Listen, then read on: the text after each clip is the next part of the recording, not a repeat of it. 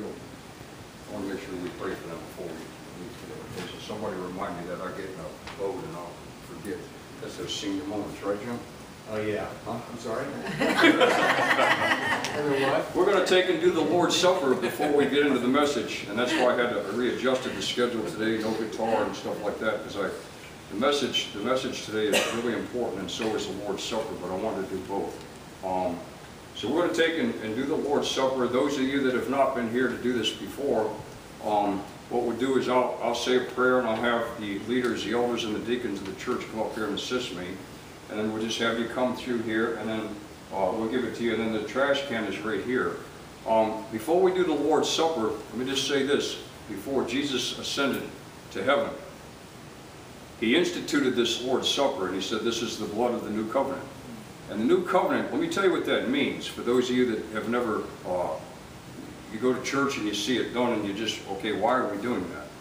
There's a lot more to that, and I used to wonder myself when I was younger.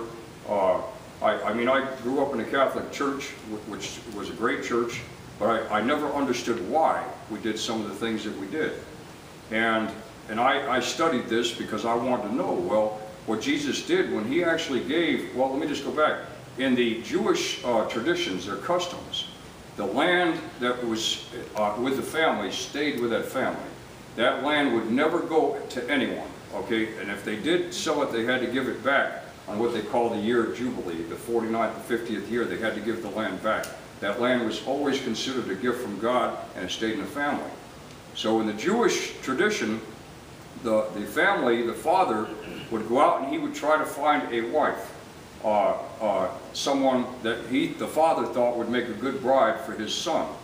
So the father would go out, he would negotiate a price for the future bride, and then he would go back to the son and say, look, I found a bride for you, let's go.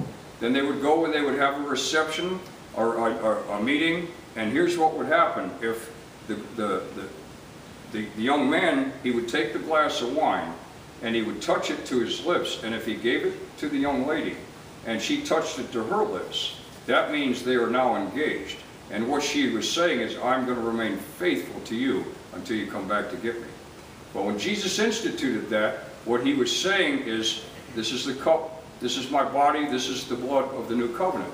And he touched it to his lips and he gave it to them, and they all said, by touching that I'm going to remain faithful to you, my groom, until you come back for me. And in the book of Revelation it says that when he comes back, it's going to be a wedding reception, and that's what's happening. And now what he's doing is he's up there preparing a home for us, and that's what the young man would do, waiting on for that reception, and usually it would take 2 to 3 years. And we're actually in the 3rd year now of that wedding reception. It's been over 2,000 years since Jesus ascended to heaven, and we're in the 3rd year now. And so he can come back anytime for his bride, the church, which he will come back anytime. So anyway, that's what's happening. So when we take and we touch this, we need to say, Lord, we're going to remain faithful to you, okay? So I'm going to say a prayer, and then I'm going to have my elders and the deacons come up here and stand with me, and I'm going to say a prayer, and then I'm going to open this table, and then you just come on up this way, okay? And I allow children to partake in this. So parents, if you want your children to be part of this Lord's Supper, bring them on up here, okay? And that's up to you. It's okay, all right? But the one thing that God says in the Bible is that you need to make sure when you come to the Lord's table that you need to be clean.